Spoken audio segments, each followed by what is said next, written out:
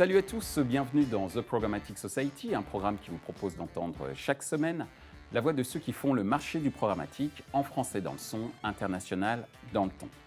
Une émission soutenue par Orange Advertising et Tilium avec pour partenaires médias CB News, Redcard, le CPA et pour partenaires opérationnels Smile Wanted et Vidmiser. Ce contenu est accessible également en podcast sur les principales plateformes d'écoute. Cette semaine, notre thème est le suivant. Drive to Store, mythe ou réalité? Assurer le déplacement d'une ou d'un prospect ciblé dans un point de vente physique avec pour but final qu'il achète, tel est le Graal ultime du marketing et de la publicité. Dans le domaine du digital, cet objectif semble simple, notamment via les technologies data et programmatique, toujours plus pointues dans un contexte d'usage web où le mobile est roi.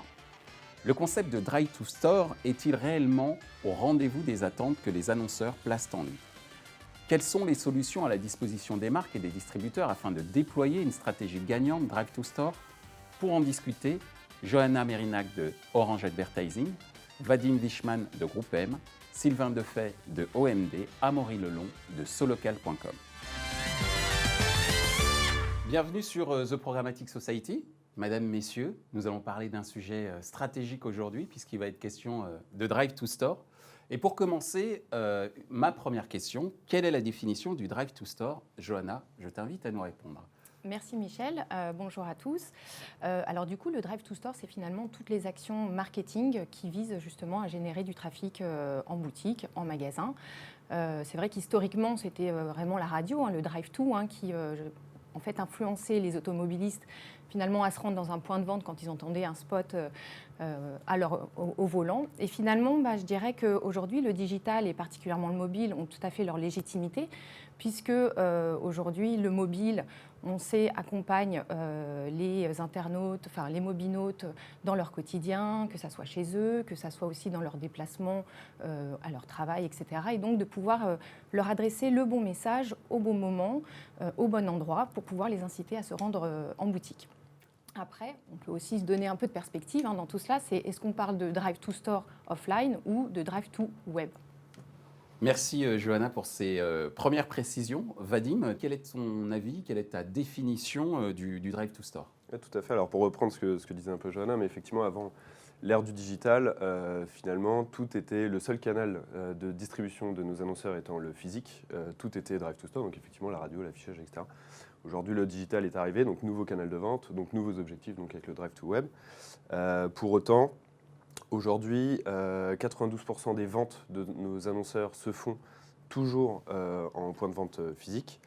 Malgré tout, on a 55% de trafic physique en moins depuis 5 ans pour ces annonceurs-là, donc c'est un vrai enjeu pour eux. Pour autant, le trafic est plus qualifié, parce qu'on voit que la valeur de ce trafic a doublé en 5 ans. Et donc, effectivement, tout l'enjeu pour nous, évidemment pour les annonceurs et pour les agences, ça va être de leur permettre de générer du trafic plus qualifié, alors effectivement via tous les médias offline, mais également les nouveaux médias digitaux, donc comme le mobile, qui permettent aujourd'hui effectivement à la fois d'amener du trafic, mais surtout de mesurer l'efficacité. Et ça, c'est la vraie nouveauté, c'est de mesurer l'efficacité en fait, des campagnes Drive to Store. Merci Vadim. Sylvain, ta définition? La définition est partagée. La génération de trafic en point de vente, offline ou online. On peut même peut-être mettre dans ce paquet les solutions de commerce que les retailers nous mettent à disposition. Aujourd'hui, on a 3 ou 4 grands retailers français qui nous proposent des solutions de mesure de chiffre d'affaires. Ça va encore plus loin que la mesure de passage en point de vente. C'est carrément la génération de chiffre d'affaires en retail. Merci Sylvain. Amaury, ta définition du Drive to Store? Eh bien, en synthèse, après ces brillantes interventions, je pense qu'on peut se dire que ce qui définit historiquement et encore aujourd'hui le Drive to Store, c'est 2 choses. C'est une publicité efficace qui va générer en volume du trafic en point de vente et des technologies plus ou moins avancées qui vont permettre de mesurer ce trafic. Alors ces technologies, historiquement, elles étaient très simples, c'était des études. Et puis avec l'évolution du marché et des solutions, maintenant on a le beacon, on a le GPS, on a la carte de fidélité qui permettent d'aller toujours plus loin sur cette mesure. Merci Amaury. Deuxième question. Aujourd'hui, quels sont les principaux KPI, donc les principaux indicateurs clés de performance pour les annonceurs dans le cadre d'une stratégie Drive to Store. Ton avis? Alors du coup, le principal KPI, c'est en effet de pouvoir mesurer, comme le disait Amaury, finalement, toutes les visites et autant qu'elles soient qualifiées vers les points de vente.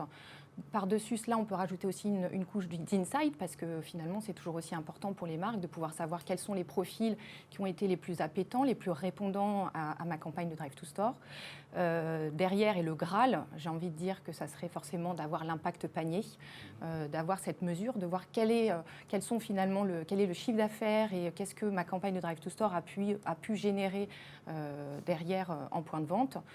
Nous, chez Orange, on est justement en train de travailler pour pouvoir croiser finalement la base de nos clients avec un gros retailer pour pouvoir avoir justement cette mesure impact panier. Merci Johanna. Le point de vue d'une agence Vadim chez GroupM. Alors tout à fait, effectivement, il y a un premier...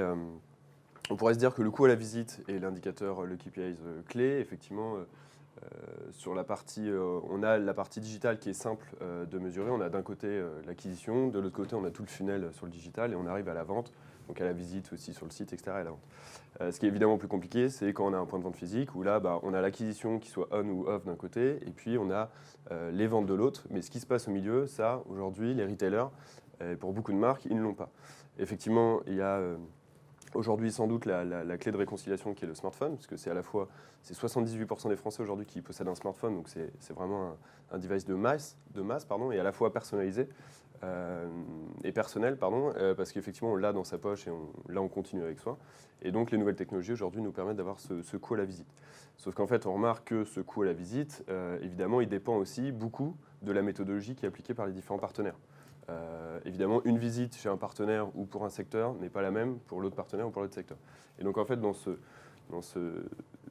marché nouveau qui est publicitaire et technologique sur la partie mesure d'efficacité, tout le monde y trouve un petit peu son compte. Et donc, finalement, il faut une vision claire pour l'annonceur.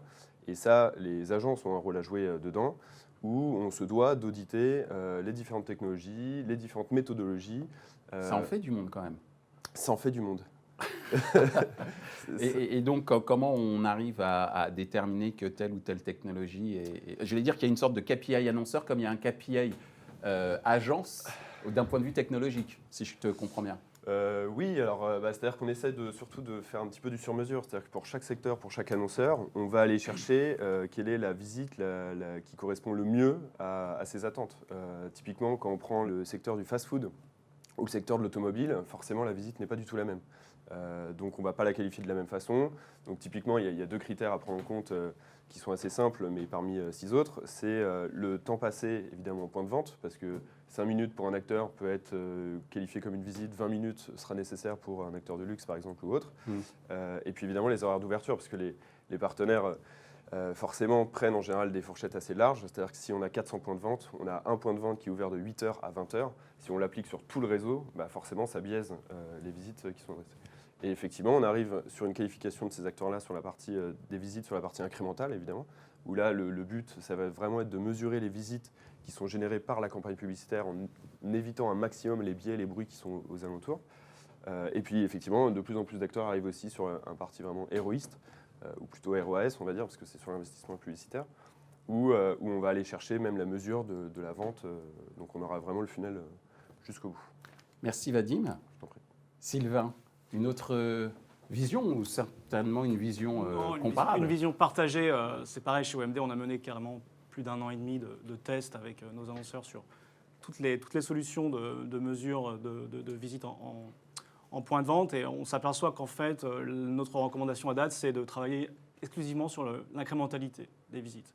Il y a trop de biais, il y a trop peu de normalisation encore à date sur le marché entre tel ou tel prestataire. Tout est parfois mesuré par la même personne qui va diffuser les bannières. Donc on a une approche qui se veut la plus agnostique possible, et surtout incrémentale. Pour éviter les biais, si un point de vente est placé à côté d'un autre ou au rez-de-chaussée d'un immeuble, vous avez tout l'immeuble qui rentre, là je parle de mesure SDK notamment ou mobile, vous avez tout l'immeuble qui rentre dans la mesure.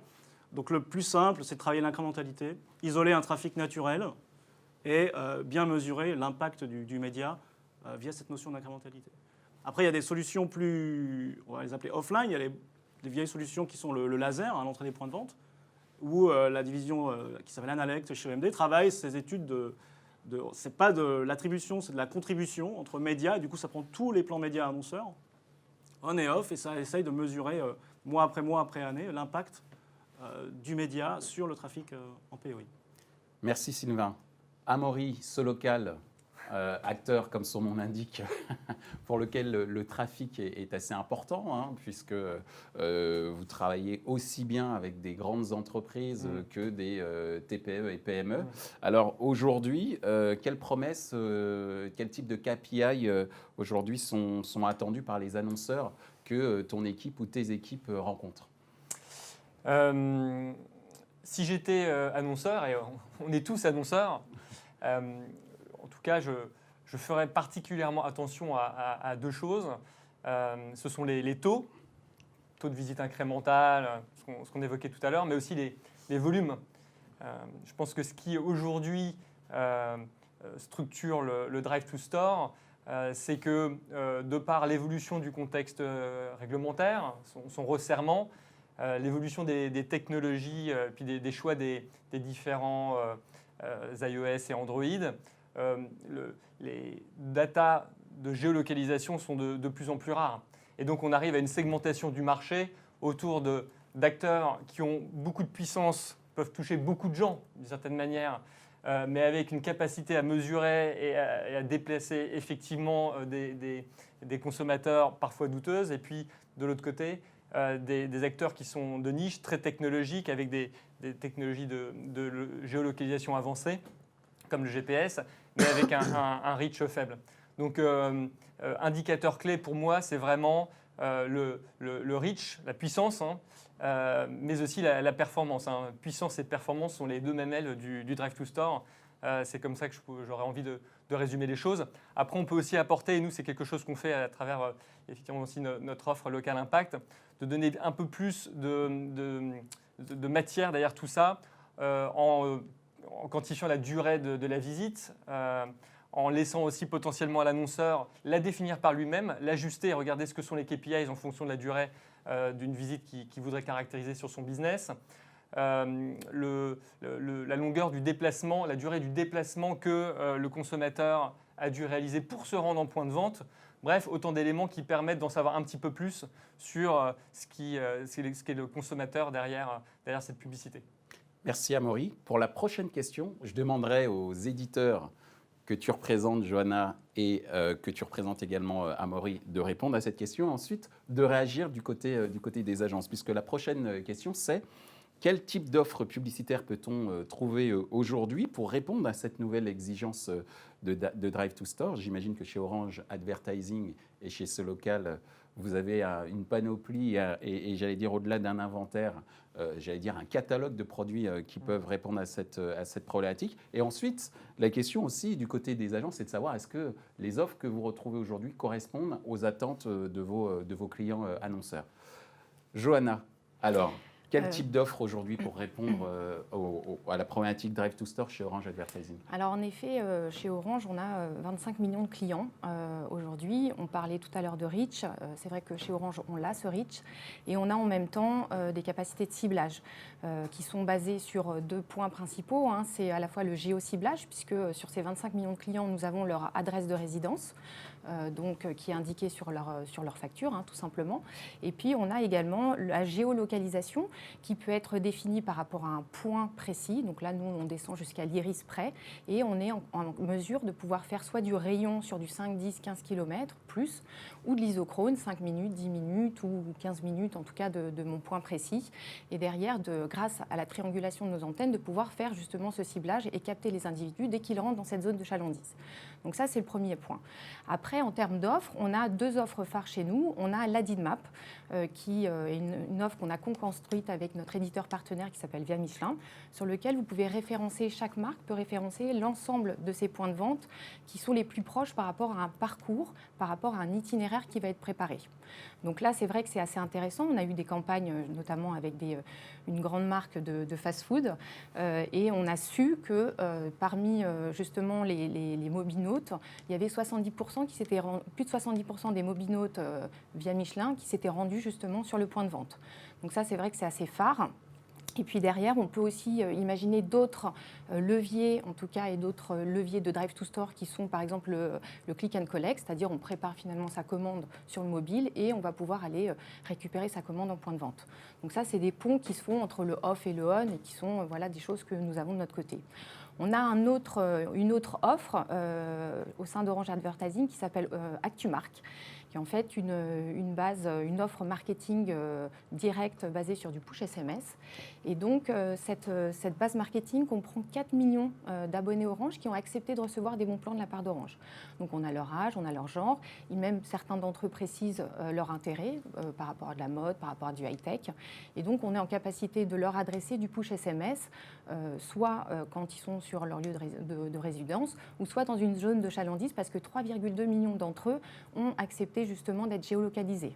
Donc c'est complètement GDPR compliant, et voilà, c'est vraiment une offre qui fonctionne très très bien. On voit sur le SMS, on a 99% de taux de visibilité, on a des taux de clic à plus de 15%, donc c'est vrai que c'est des choses qu'on ne voit pas du tout en digital, donc qui fonctionnent très très bien. Merci Johanna. Je rajoute juste une petite chose. Oui, tu peux. Si je peux. Mais bien sûr. Je trouve que c'est, après, ce qui est important, et je parle pour les marques, c'est vrai que c'est tout aussi important d'avoir cette capacité de ciblage, de driver du trafic qualifié en point de vente. Mais ce qui est aussi important, c'est finalement toute la promesse et tout le call to action qui est très important aussi dans les messages et qui va permettre justement aux marques, aux annonceurs de pouvoir avoir une campagne de Drive to Store qui est pertinente et efficace. C'est-à-dire que la création, la manière dont le message est diffusé, le scénario et même la création, on va dire, sont tout aussi importants pour atteindre l'objectif de Drive to Store. Exactement. Merci Johanna.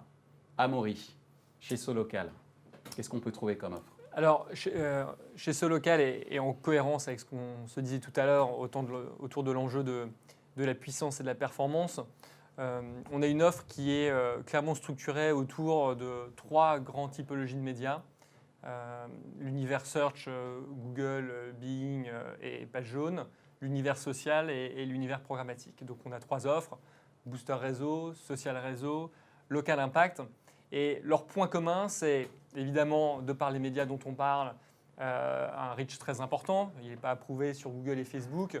Il est peut-être moins connu pour ce qui concerne l'univers Solocal, mais aujourd'hui, Solocal, à travers ces médias, c'est un peu plus de 26 millions de visiteurs uniques.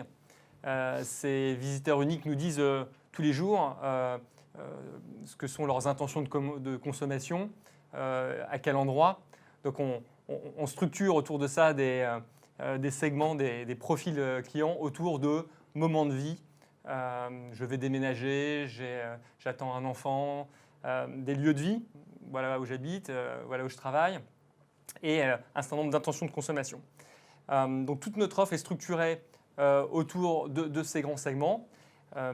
Et derrière ça, les KPIs habituels de mesure de la performance qu'on évoquait tout à l'heure. Merci Amaury. Parole aux agences maintenant. Vous avez affaire à énormément de sollicitations concernant des offres Drive to Store. Vous en pensez quoi ? Je vais commencer par toi, Sylvain. Elles sont nombreuses. C'est un vrai constat. Elles sont nombreuses. On essaye de les classer. Ça fait partie de notre prestation pour nos annonceurs. Moi, je mettrais toutes les prestations orientées retail, FMCG. Il y a toute une série de prestataires qui essayent en fait de répliquer des vieux systèmes offline, hein, le prospectus, le coupon qu'on peut télécharger, consulter en ligne, avec bien entendu la mesure de visite derrière en point de vente. Et puis la partie plus générique pour tout type d'annonceurs ayant un point de vente, où là on est sur des prestations plus mobiles et digitales. Je pense que c'est très important de bien classer pour eux leurs besoins. Si ils ont besoin d'une mesure, soit au niveau national, si ça leur suffit, ou bien au point de vente. Est-ce qu'ils ont besoin d'une mesure en quantité absolue de visiteurs, ou un simple pourcentage suffit? Ce sont beaucoup de questions à te poser. Il n'y a pas de solution idéale. C'est vraiment le constat qu'on a fait. Il n'y a pas de solution parfaite. c'est une histoire de compromis en fonction de... Tout le monde ne sera peut-être pas d'accord, mais tout est une histoire de compromis. Il n'y a pas de solution aujourd'hui idéale qui va vous reporter 100% de la population française avec un tracking de toute la population. On travaille sur des échantillons et il faut choisir son combat et donc la prestation qui nous convient la mieux. Merci Sylvain. Vadim. C'est compliqué de passer après tout ça parce que tout a déjà été dit, mais effectivement pour appuyer ce que disait Sylvain, il faut vraiment avoir une expertise dédiée. Ce qu'on a créé chez Groupem, on a une entité qui est spécialisée, qui s'occupe que de ça, parce qu'effectivement, comme tu le disais très bien, il y a tellement d'offres et en plus c'est tellement changeant sur les acteurs qui prennent des indicateurs complètement différents. Alors je parle même que sur le mobile, alors après je parle même pas de... Effectivement, il y a les GAFA qui rentrent en jeu qui sont incontournables aujourd'hui, et ça faut quand même le dire. Alors je sais que c'est pas forcément plaisant pour tout le monde, mais en termes d'usage et en termes de reach, il reste quand même indéniable. Après, évidemment, il y a d'autres solutions. D'ailleurs, effectivement, vos deux solutions sont très intéressantes parce qu'il y a quand même du reach et de la transparence. Parce qu'effectivement, on ne parlait pas trop de transparence, mais il y a quand même une transparence sur la méthodologie de mesure qui est nécessaire aujourd'hui pour nos annonceurs. Je pense que quand on s'appelle Orange ou Solocal, on est un peu attendu au tournant là-dessus. Voilà. Mais ce sera d'ailleurs l'objet de la dernière question juste après. Tout à fait. Donc on a une entité spécialisée qui passe son temps à auditer, analyser et à définir sur mesure les stratégies, parce qu'effectivement entre un annonceur, une marque distribuée, un retailer ou une marque qui est même hybride, parce qu'on a souvent des marques qui sont à la fois distribuées, à la fois distributeurs de leurs produits, selon effectivement si c'est un centre commercial ou non, parce qu'effectivement on n'a pas l'altitude en SDK, donc il faut passer sur d'autres solutions, etc. Et puis après il y a aussi toutes les solutions offline qui arrivent, avec soit de la synchronisation et de l'amplification, notamment avec Waze qui est offert, qui est une solution d'amplification, mais plein d'autres solutions qui permettent effectivement d'amplifier le offline et donc de redynamiser un petit peu ces leviers-là. Et puis aussi la mesure d'efficacité. Alors là on arrive, effectivement il n'y a pas de solution parfaite. Ça, je tire mon chapeau à celui qui l'a. Personne l'a, mais on arrive sur quelque chose une nouveauté qui permet quand même d'avancer sur de nouveaux indicateurs. Voilà, il faut les prendre en compte, il faut les appréhender, et c'est pour ça qu'il faut vraiment être expertisé dessus, et les agences ont un rôle à jouer sur ce volet-là. Merci Vadim. Nous en arrivons à notre dernière question, et là encore, je demanderai aux éditeurs de répondre en premier et ensuite les agences. Je commencerai par toi, comme les précédentes questions, Johanna. Est-ce que la notion de Drive to Store est compatible avec le RGPD, Règlement général sur la protection des données ? Johanna. Alors oui, en effet, le Drive to Store peut être compatible avec le GDPR, si et seulement si, bien évidemment, on a vu qu'il y a eu plusieurs mesures qui ont été engagées par la CNIL. Donc en effet, en s'appelant Orange, on ne peut que être très compliant sur le sujet. C'est vrai d'avoir finalement le consentement éclairé et avisé de la part de nos abonnés. Donc aujourd'hui, on n'a pas encore trouvé la solution idéale, puisque c'est vrai qu'il y en a beaucoup. Il y a beaucoup de technotières qui se proposent justement pour avoir la mesure parfaite du XY GPS. On est encore en train de réfléchir en interne pour savoir si on va développer une techno en interne ou faire appel à un partenaire. Néanmoins, nous prenons vraiment les choses à cœur et nous voulons absolument prendre le temps de faire les choses doucement et sûrement, et aussi parce qu'on s'appelle Orange, qu'on est un partenaire et aujourd'hui un opérateur télécom de confiance, et qu'on fait vraiment ça pour faire attention à la relation que nous avons avec nos clients. Merci Johanna. Amaury, chez le Solocal, comment ça se passe ? Chez Solocal, on a un SIL dans les murs correspondant à Informatique et Liberté depuis 2011. Et effectivement, quand on est à la fois éditeur de solutions et éditeur de médias comme Orange, on fait assez naturellement très attention à la manière dont on gère les données personnelles de ceux qui nous font confiance au jour le jour. Donc, RGPD et Drive to Store, c'est clairement compatible. Mais je dirais pas par définition, ça se travaille. Ça se travaille en maîtrisant au maximum les maillons de la chaîne. Je pense qu'on a constaté dans les difficultés qu'un certain nombre d'acteurs ont pu rencontrer sur le deuxième semestre de l'année dernière, que dès qu'on devenait un petit peu aventurier, le niveau de risque augmentait. Donc chez Solocal, le choix qu'on a fait, c'est de maîtriser à la fois la data, puisque la data qu'on utilise, c'est l'ensemble des requêtes de search locales qui sont faites sur nos médias, ainsi qu'un certain nombre de données de géolocalisation, elles aussi extraites de nos propres applications, et aussi d'un certain nombre de partenaires. Mais en tout cas, les parcours de consentement sont très standardisés. Les plateformes technologiques, ce sont les nôtres. On a notre propre bidder, l'ensemble de la suite technologique. Et évidemment, on regarde au jour le jour le marché, les interprétations qui sont faites par la CNIL de la réglementation pour coller au maximum de l'esprit de la loi du moment. Merci Amaury. Sylvain? Oui, je pense que c'est complètement compatible avec RGPD. En fait, les aventuriers, c'était un peu les précurseurs aussi. Ils ont ouvert les portes pour tous, ils ont essuyé les plâtres pour tous. La CNIL a donné des recommandations très claires sur ce qu'il faut faire. Et il faut faire, bien entendu, très attention à tout cela. Et on le fait évidemment chez OMD, que ce soit des opérateurs qu'on appelle manage, donc qui opèrent pour nous. Nous sommes nous-mêmes opérateurs programmatiques. Aujourd'hui, il y a des DSP opérés par OMD qui permettent de faire du Drive to Store. Donc on fait très attention également. Et puis il ne faut pas oublier qu'on faisait du Drive to Store avant le RGPD et avant le digital, parce qu'on travaille toujours ça en complémentarité, avec de la radio, de l'affichage, on en parlait au début, des techniques plus historiques mais qui fonctionnent très bien, la PQR et le catalogue. Merci Sylvain. Mot de la fin pour toi, Vadim. Merci monsieur.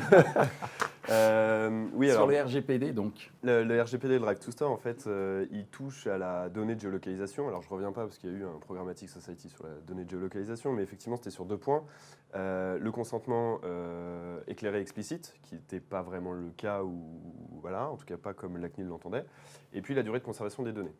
De toute façon, en fait, par défaut, le smartphone, il a une durée de vie à peu près d'1 an et demi, parce qu'on change son smartphone assez régulièrement, en tout cas pour beaucoup de personnes. Donc du coup, effectivement, la durée n'était pas forcément beaucoup plus longue, mais aujourd'hui, elle est réduite à 10 mois. En fait, ce que ça impacte concrètement, c'est que sur la partie geofencing, donc comme tu l'expliquais, où on cible autour d'un point de vente, il n'y a pas de collecte, de données, on va cibler aléatoirement des personnes autour d'un point de vente, et dans ce cas-là, on sort de la RGPD, tant qu'on ne réexploite pas la donnée derrière.